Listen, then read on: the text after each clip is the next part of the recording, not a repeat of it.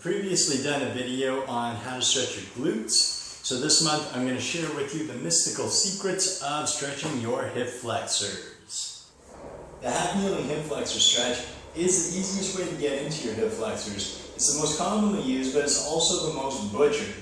So typically what's seen is people getting into this position, casually sinking into it, not putting a ton of thought into it, oftentimes really arching their back or thrusting forward with their torso. The problem with that is you're not actually stretching your hip flexor.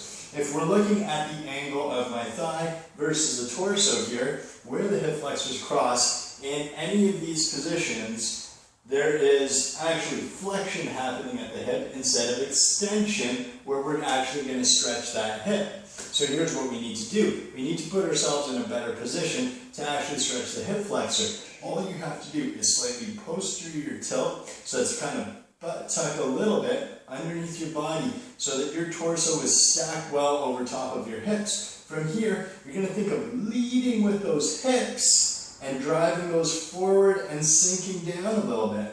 As you're doing that, now you're going to start to feel that stretch through the hip joint, and you're going to notice that my thigh actually travels behind my torso, and I'm actually stretching through the hip flexor area.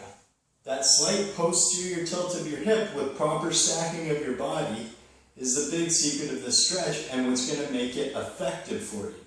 Another big thing with this stretch is that people stay very linear. They only sway back and forth with this or sink back and forth with this stretch, keeping the stretch along one line. The truth is that muscle is actually cylindrical in your body with fibers traveling every which direction. You actually need to put a little bit of angles on it, and you'll find that some areas are going to be tighter than others. Yeah, it's also going to get into other structures such as your adductors, but they need it too. So from here, don't be afraid. Step out a little bit. Use an angle. I'm going to keep my hips squared up with my shoulders. I'm going to sink in forward, again, making sure that my hip actually extends. Let me give you a side angle of that. So as I'm coming down, again, my torso stacked, but my hip extends back. So I'm not thrusting forward with my torso. My torso stays very upright, leading with the hips. From here, you can even sway a little bit. So I'm going to shift my hips to the side, turn. This is going to explore all the different angles of the muscle.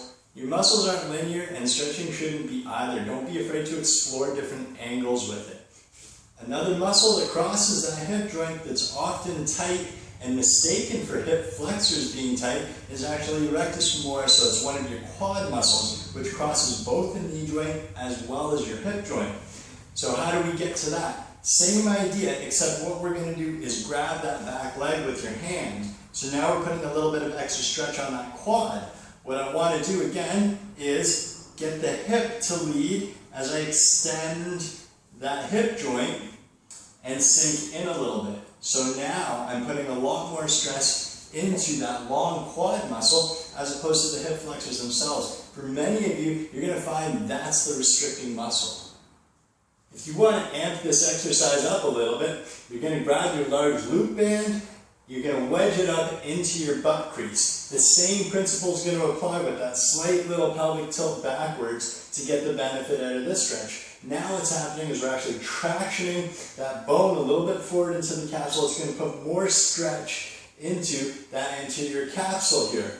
So you're going to feel this a little bit more intensely. Again, you're going to sink into it, leading with the hips. Once you get to that stretch point that you're comfortable with, you can start to explore, glide to the side, twist around a little bit, find the angles that are working for you. Don't forget to breathe when you're doing these stretches.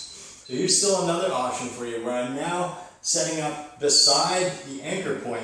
So I've got traction like this. So that's going to start to shift the bone in the socket away. A lot of the times when I treat people, I'm finding that their adductors suck, and what happens is because they're tight and they're weak, the bone is getting wedged towards that center portion of the joint, and that's actually blocking a lot of the rotation.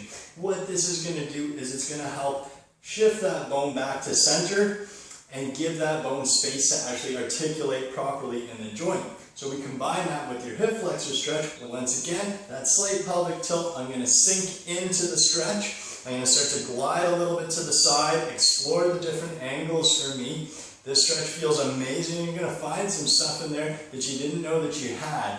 When you step out of this stretch, you're going to feel like you have new hips. I've got another quick video that shows you how to activate those hip flexors as you stretch them. There's a link to that below. Check that out. I hope that you found these tips useful. Again, if you like them, you think somebody you know can benefit from them, please share the video, hit the like button, subscribe to the channel. Thanks so much for watching.